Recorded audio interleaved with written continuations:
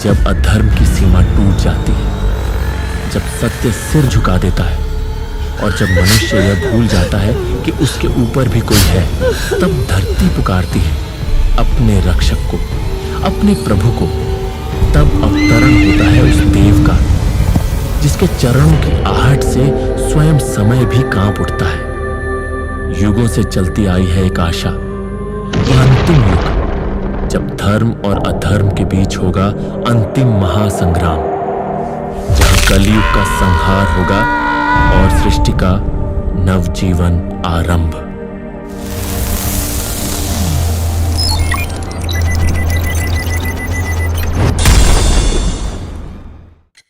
समय कलयुग का अंतिम चरण, जब अधर्म अपना विकराल रूप धारण कर लेगा, तब जन्म लेगा एक दिव्य बालक, एक साधारण से गांव में, परंतु उसका उद्देश्य होगा असाधारण। वह आएगा केवल जन्म लेने नहीं, बल्कि अधर्म का अंत करने।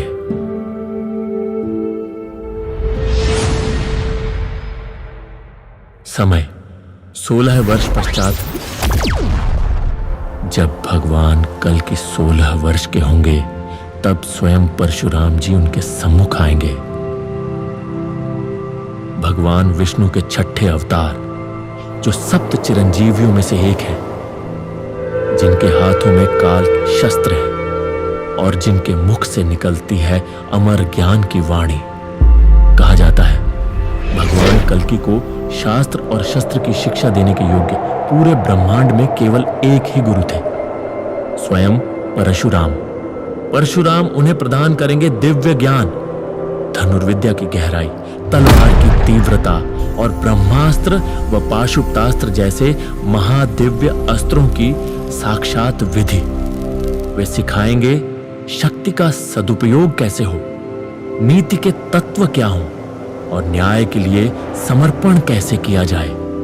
यह शिक्षा केवल अस्त्रों की नहीं होगी, यह मार्ग होगा उस अधर्म के संहार का, जो स्त्रियों के सम्मान को प्रतिदिन लांछित करता है, जो मूक जीवों पर अत्याचार करता है और जिसने मनुष्य को राक्षस बना दिया है। और उसी अधर्म का नाम है कली, एक ऐसा नाम जो केवल पाप का प्रतीक नहीं, बल्कि कलियुग के हर छल, हर अन्याय, हर अंधकार का सजीव स्वरूप है। पुराणों के अनुसार जब समय अपनी सीमा खो देगा, तब भगवान कल्कि के साथ खड़े होंगे सप्त चिरंजीवी। प्रथम चिरंजीवी अश्वत्थामा, महाभारत का अमर योद्धा, जिसकी आंखों में होगा शापित क्रोध और जिसके शरीर में अमृता का भार होगा, तो वही बनेगा धर्म का एक अप्रत्याशित शस्त्र। द्वितीय राजा बलि, दैत्य होते हुए भी दान का प्रतिमान, जिसे वामन रूपी विष्णु ने पाताल भेजा, परंतु वह वहां भी धर्म का दीप जलाता रहा। वह लौटेगा और कल्कि के साथ खड़ा होगा धर्म के लिए। विभीषण, लंका के राजा, जिनके भीतर राम का धर्म था, रावण की प्रजा होने के बावजूद। चतुर्थ श्री हनुमान, स्वयं शिव के अंश, भक्ति, शक्ति और विनय का संगम, जिसकी गर्जना से पर्वत डोलते हैं और जिसकी उपस्थिति मात्र से अधर्म थरथराता है। पंचम कृपाचार्य, महाभारत के अमर गुरु, जिनका ज्ञान आज भी समय की सीमाओं से परे है। षष्ठ भगवान परशुराम, विष्णु के छठे अवतार, जिनकी फरसा से सहस्रों बार पृथ्वी पवित्र हुई। सप्तम महर्षि वेद व्यास, वेदों के संकलक, जो युगों से सत्य को शब्द देते आए हैं। वे पुनः प्रकट होंगे धर्म की व्याख्या करने। यही है सप्त चिरंजीवी, जो खड़े होंगे कल्कि के साथ और मिलकर रचेंगे वह धर्म युद्ध, जिसमें पराजित होगा अधर्म स्वयं। जहां प्रकाश होता है, वहीं अंधकार भी जन्म लेता है, और उस अंधकार का नाम है कली, नरक की गहराई से जन्मा हुआ राक्षस, जो किसी देव या ऋषि से नहीं, बल्कि मनुष्य के पापों से उत्पन्न हुआ। लोभ से, हिंसा से, मोह, अहंकार, वासना और छल से। और वह अकेला नहीं है, उसके साथ होंगे उसके दो सेनापति, बृकासुर और उसके पुत्र कोक और विकोक। आप जानते होंगे शकुनी को, महाभारत का वह षड्यंत्रकारी जिसने द्रौपदी का चीरहरण करवाया और धर्म को जुए में बेच दिया। परंतु क्या आप जानते हो, शकुनी के दो पुत्र भी थे। एक उलूक जो युद्ध में मारा गया, पर दूसरा बृकासुर अपनी कुटिलता में पिता शकुनी से भी आगे। उसके दो पुत्र कोक और विकोक पाताल में जन्मे ऐसे असुर जिन्होंने सहस्त्र वर्षों तक तपस्या की और ब्रह्मा जी से पाया एक वरदान, इनमें से कोई भी मारा नहीं जा सकता, क्योंकि यदि एक जीवित है तो वह दूसरे को अपनी केवल दृष्टि मात्र से पुनर्जीवित कर सकता है। यही वरदान उन्हें अमर के समकक्ष बना देता है। कली के पास होंगे ये अमर राक्षस और एक असंख्य राक्षसी सेना, जो न केवल धरती पर बल्कि मनुष्य के भीतर के अंधकार, लालच, द्वेष, छल, वासना, घृणा से जन्मी है। जब ये अंधकार चारों दिशाओं में फैल जाएगा, जब पाप और हिंसा धर्म को दबा देगा, तब वे प्रकट होंगे, न मंत्रों से न वेदों से, बल्कि स्वयं श्री हरि घोड़े पर आरूढ़ होकर अपनी तलवार के साथ भगवान कल्कि के रूप में।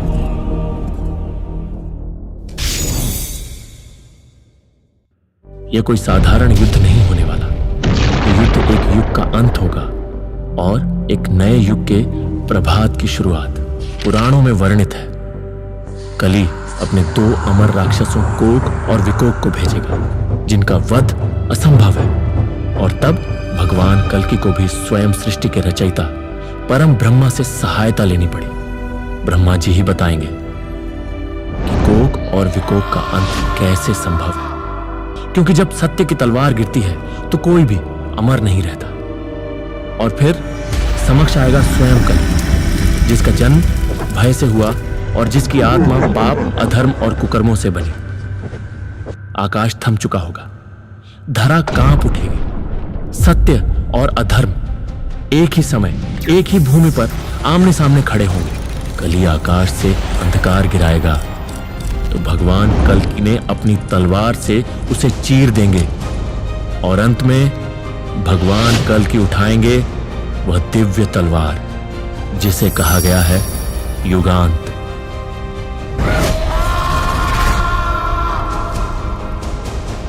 एक ही प्रहार होगा और अधर्म का काल समाप्त हो जाएगा। कली की चीख युगों तक सुनाई देगी। फिर सारा ब्रह्मांड मौन हो जाएगा। वह युद्ध सिर्फ राक्षसों का अंत नहीं होगा, वह युद्ध मानवता का पुनर्जन्म होगा। सत्य की महाविजय होगी और वही होगा कलियुग का संहार। पुराणों में वर्णित है कि श्री हरि कल्कि का विवाह होगा देवी पद्मा से, जो स्वयं मां लक्ष्मी का स्वरूप होंगी।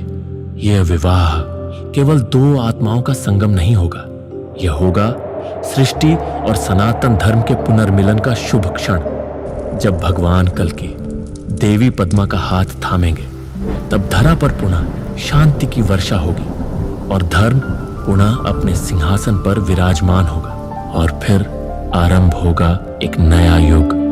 न कोई छल, न कोई पाप, केवल प्रेम, धर्म और प्रकाश की ध्वनि। यही होगा सत्य युग का पुनर्जन्म। स्मरण रहे, कल्कि अवश्य आएंगे। जब जब मानव अधर्म के समक्ष मौन रहेगा, मनुष्य का पाप, हर चुप्पी उनकी तलवार के प्रकट होने का कारण बनेगी। दोस्तों, अब आपकी बारी है। इस पौराणिक कथा के बारे में आपका क्या विचार है? क्या आप मानते हैं जब अधर्म अपनी सीमा लांघता है तो स्वयं ईश्वर को अवतार लेना पड़ता है?